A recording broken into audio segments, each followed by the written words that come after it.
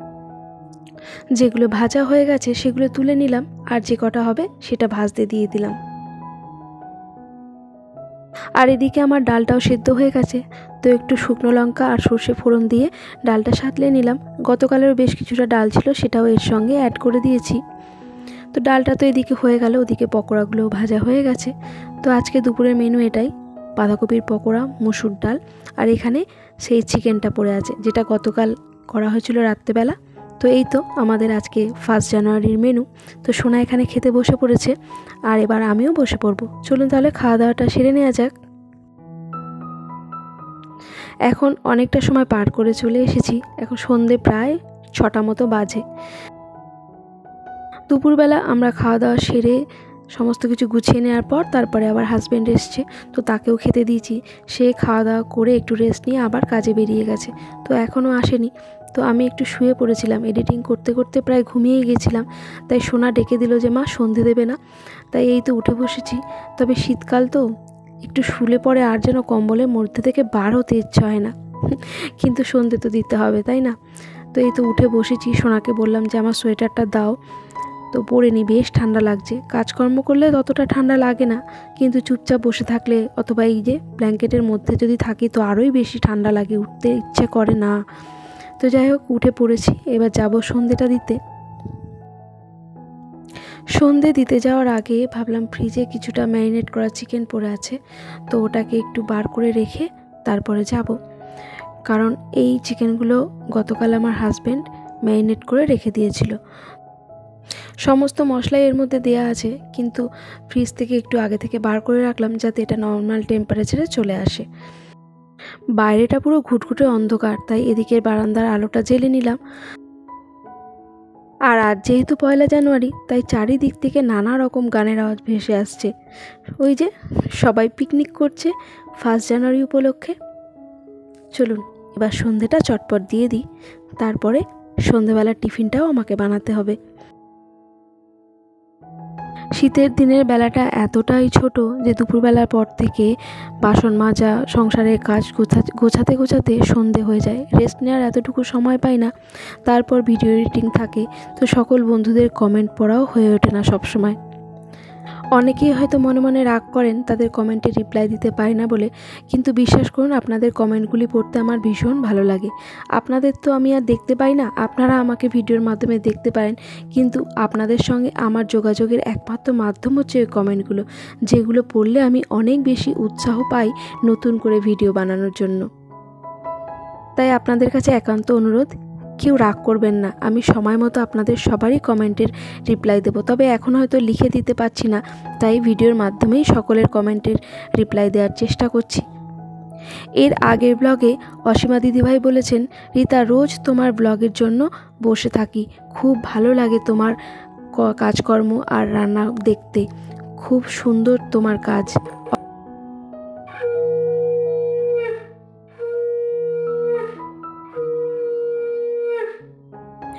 অসংখ্য ধন্যবাদ দিদিভাই আমাকে এতটা ভালোবাসা দেওয়ার জন্য, এভাবেই আমার পাশে থেকো। বন্ধুরা এখন সন্ধেবেলা 8টা মতো বাজে, চারিদিকে এখনও গান বাজছে, গানের আওয়াজ ভেসে আসছে, সবাই পিকনিক করছে। তো আমাদেরও ঘুরতে যাওয়ার কথা ছিল, কিন্তু হাজব্যান্ডের সারাদিন কাজ ছেড়ে একটু আগে বাড়ি ফিরেছে, শুধু দুপুরবেলা সকালবেলা এসে খেয়ে গেছে। তো আমরা তো 1 জানুয়ারিটা সেইভাবে সেলিব্রেট করতে পারলাম না, চিকেনটা খেয়েছি, এটাই যা। তো এখন সন্ধেবেলা বানাবো চিকেনের পকোড়া, তো সেই জন্য এখানে তেল গরম হয়ে গেছে। সোনারও খুব বায়না ছিল যে আজকে একটু ঘুরতে যাবে, কিন্তু যেতে পারলো না যেহেতু ওর বাবার কাজের ব্যস্ততা ছিল। তো এখন চিকেনটা ভাজবো, মানে চিকেনের পকোড়াটা ভাজবো। চলুন, সমস্ত কিছু রেডি করা আছে, তো এটা খেলে তো একটু নতুন বছর 1 জানুয়ারি এটা একটু ফিল হবে, তো করা যাক। এটা আগে থেকে ম্যারিনেট করা ছিল, তো এখন শুধু ধনেপাতা কুচিটা অ্যাড করব।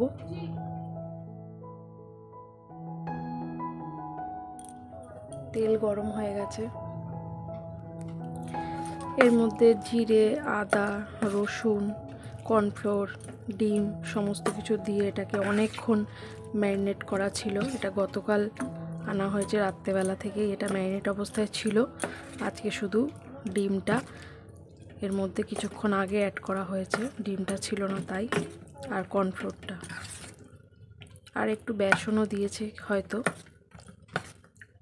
তো এর প্রসেসিংটা আমার হাজব্যান্ডই করে রেখেছিল। এর আঁচটা এবার একটু কমিয়ে দেব, হাত লাগাতে আর ইচ্ছা করছে না।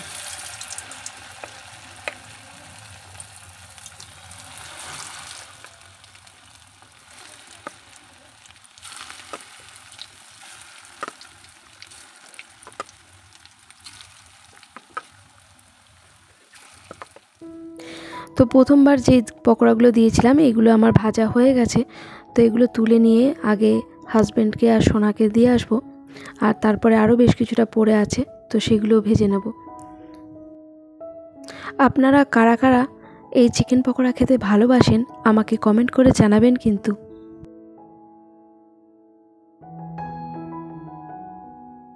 আর এই তো পকোড়াগুলো নিয়ে নিলাম, আর সঙ্গে একটু টমেটো কেচাপ দিয়ে দিলাম।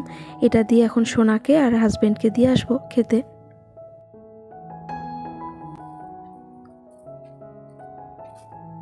গরমা গরম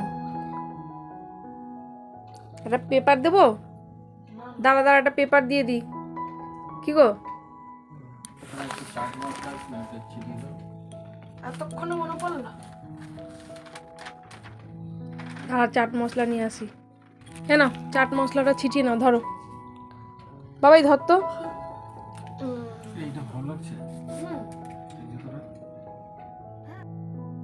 ওদের খেতে দিয়ে এসে এবার বাকি পকোড়াগুলোও এখানে ভেজে নিলাম। তো এতগুলো তো আমি খাবো না, এখান থেকে আমি নিজের জন্য কয়েক পিস রেখে দিয়ে বাকিগুলো আবার ওদের দিয়ে দিলাম। আর এই পকোড়া নিয়ে ছেলে আর বাবার মধ্যে এখন কম্পিটিশান চলছে, কে কার আগে কটা খেতে পারে। আর এই কারণেই নিজেরটা আলাদা করে নিয়ে বসেছি, যাতে শান্তি মতো খেতে পারি, কাড়াকুড়ি করতে না হয়।